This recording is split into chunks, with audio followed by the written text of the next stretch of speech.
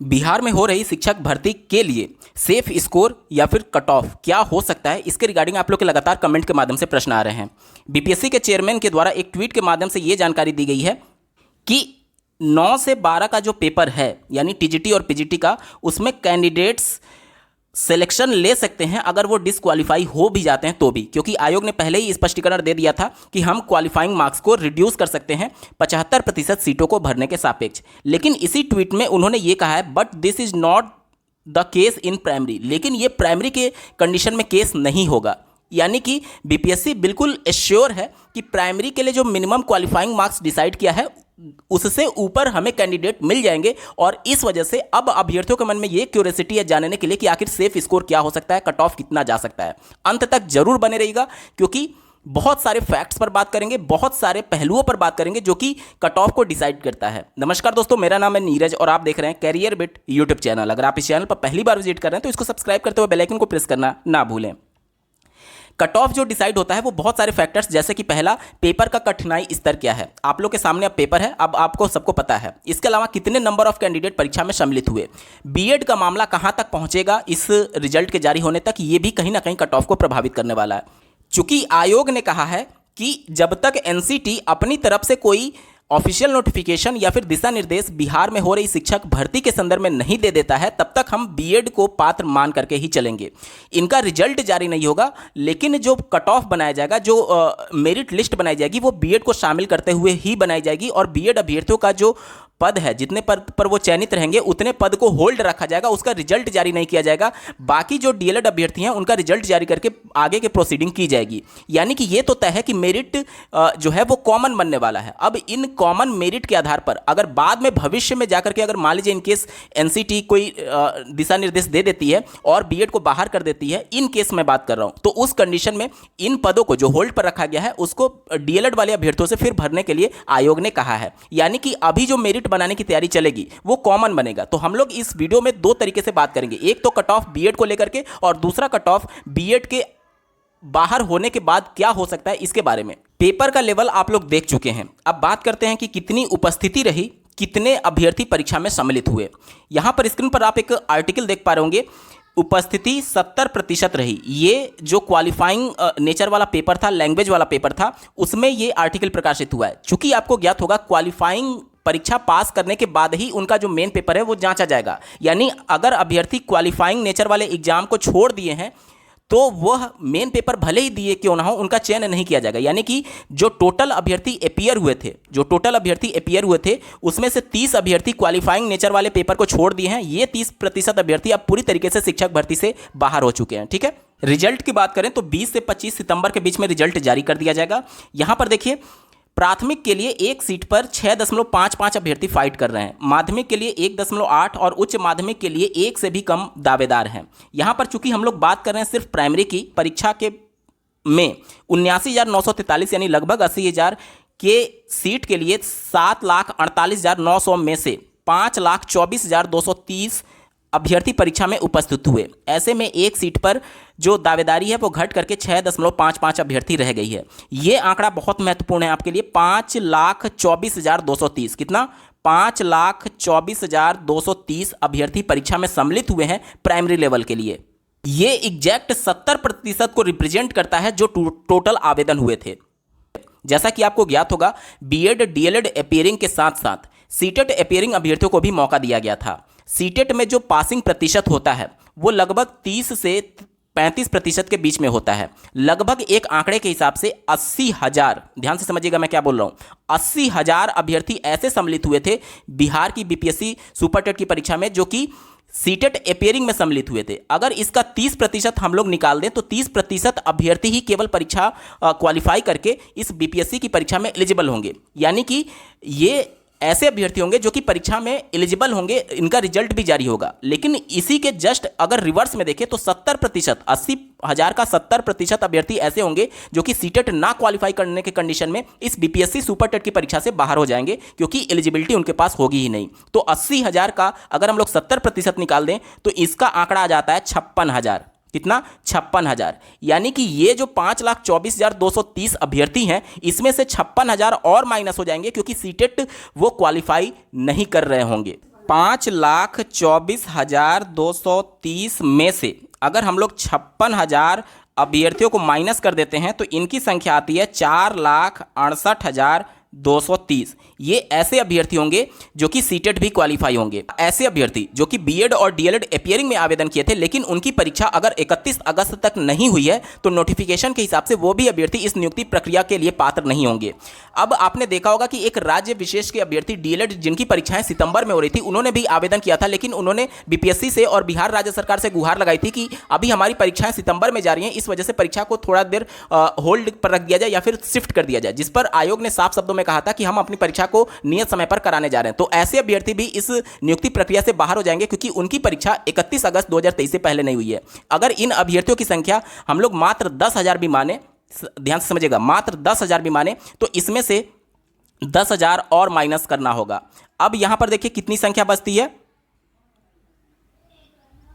इनकी संख्या बचती है 4,58,230। 4,58,230 एग्जैक्ट कैंडिडेट होंगे जो कि इस भर्ती प्रक्रिया के लिए पूरी तरीके से एलिजिबल होंगे, यानी कि जिनका सीटेट भी क्वालिफाई है और सब कुछ रिजल्ट मतलब एग्जाम भी हो गया होगा। देखिए रिजल्ट के बारे में उनके द्वारा स्पष्ट शब्दों में यह कहा गया है कि आपका परीक्षा केवल 31 अगस्त तक हो जाना चाहिए, रिजल्ट कभी भी है। उनके द्वारा यह कहा गया है कि जिस भी संस्था के द्वारा रिजल्ट जारी करना है वेरिफिकेशन के समय तक आपका रिजल्ट जारी हो जाना चाहिए, और अगर नहीं भी होता है तो उस कंडीशन में आपके रिजल्ट को होल्ड पर रखा जाएगा। और उन्होंने ये कहा था कि जो भी संस्थाएं होंगी उनसे हम लोग इंटरनली कम्युनिकेट करके इन अभ्यर्थियों का वेरिफिकेशन कराने की कोशिश करेंगे, यानी आयोग पूरी तरीके से आपके पक्ष में रहेगा, ठीक है। लेकिन परीक्षा 31 अगस्त से पहले हो गई रहनी चाहिए, रिजल्ट डॉक्यूमेंट वेरिफिकेशन के समय आ जाना चाहिए। अगर नहीं आता है तो कुछ स्पेशल कंडीशन में इनके द्वारा रियायत बरतने की बात कही गई है, यानी कि ये वो अभ्यर्थी हैं जो कि पूरी तरीके से एलिजिबल होंगे इस भर्ती के लिए।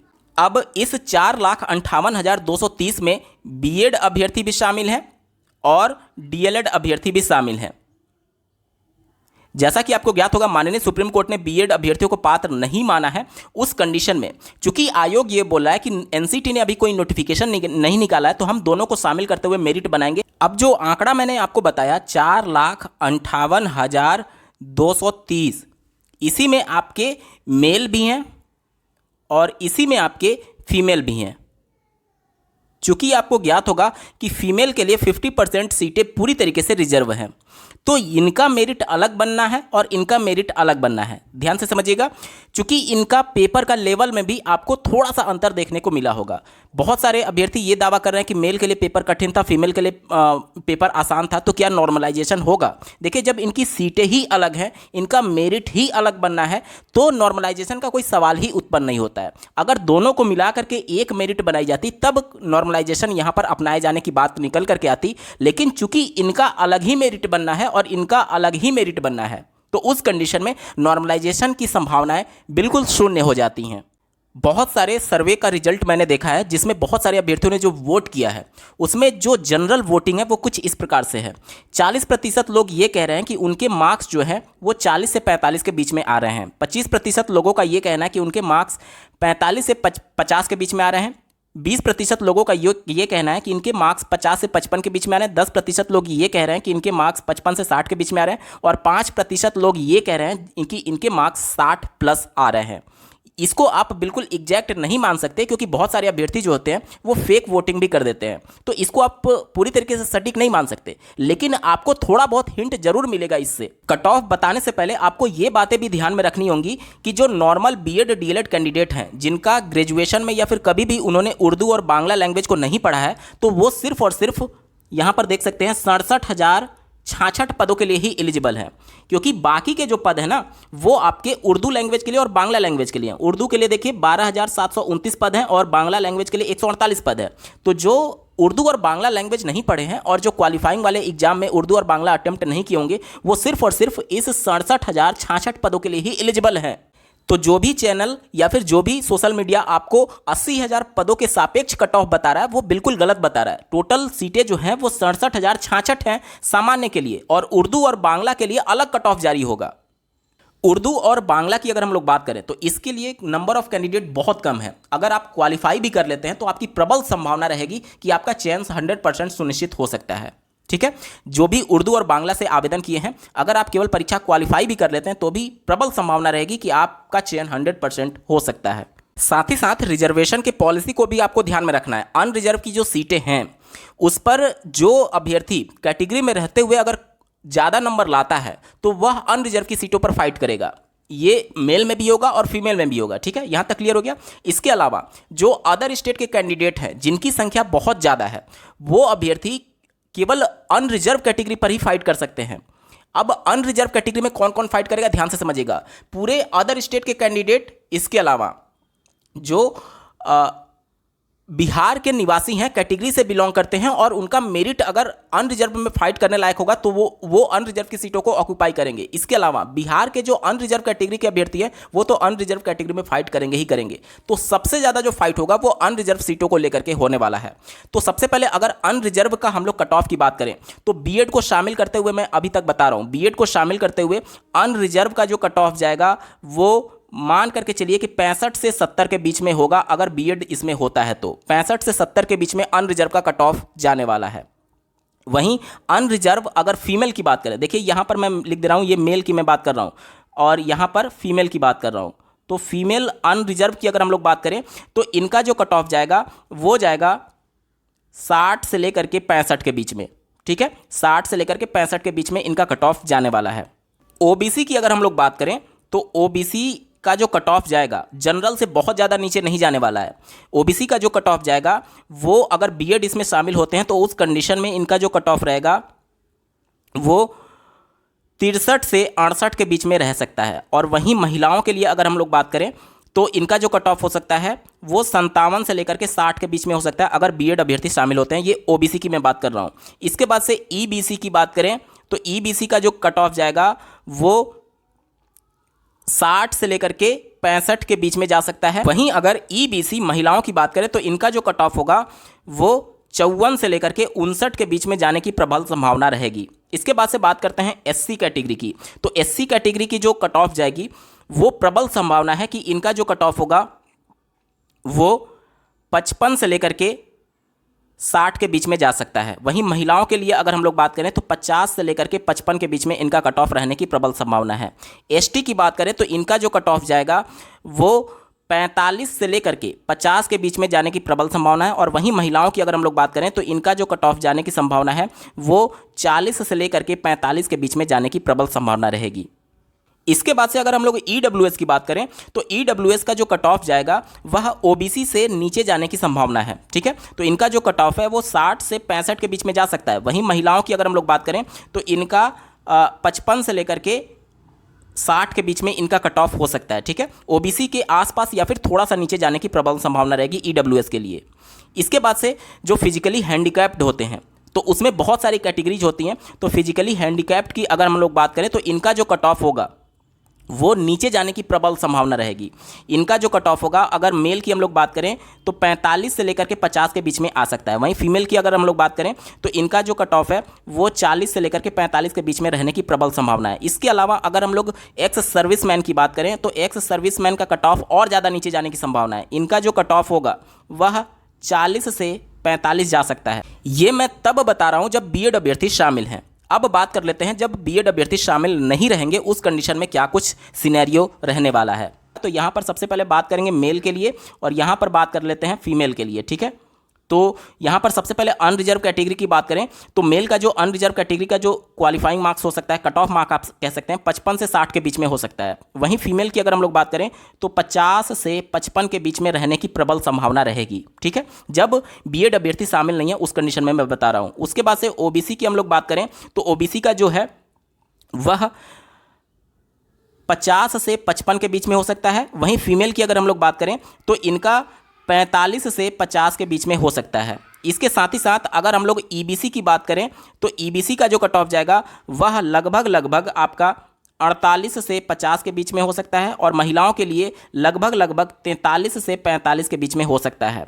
और उसके बाद से अगर हम लोग बात करें एससी कैटेगरी की तो एससी कैटेगरी का जो क्वालिफाइंग मार्क्स हो सकता है वो आपका 45 से 48 के बीच में हो सकता है मेल कैंडिडेट के लिए। और महिलाओं के लिए यहाँ पर 40 से 45 रहने की संभावना है। उसके बाद से एसटी की अगर हम लोग बात करें तो एसटी का जो कट ऑफ होगा वह केवल क्वालिफाई भी कर लेते हैं मेल कैंडिडेट तो उनका 100% चयन सुनिश्चित हो सकता है अगर बीएड अभ्यर्थी बाहर हो जाते हैं तो उस कंडीशन में 40 से 45 के बीच में इनका कट ऑफ हो सकता है। और वहीं महिलाओं की अगर हम लोग बात करें तो इनका कट ऑफ आप देखेंगे लगभग 38 से 40 के बीच में हो सकता है। ठीक है, उसके बाद से अगर हम लोग बात करें ऐसे अभ्यर्थी जो कि ईडब्ल्यूएस से संबंधित हैं तो उनका जो कट ऑफ होगा वह ओबीसी से थोड़ा सा नीचे जाने की प्रबल संभावना रहेगी।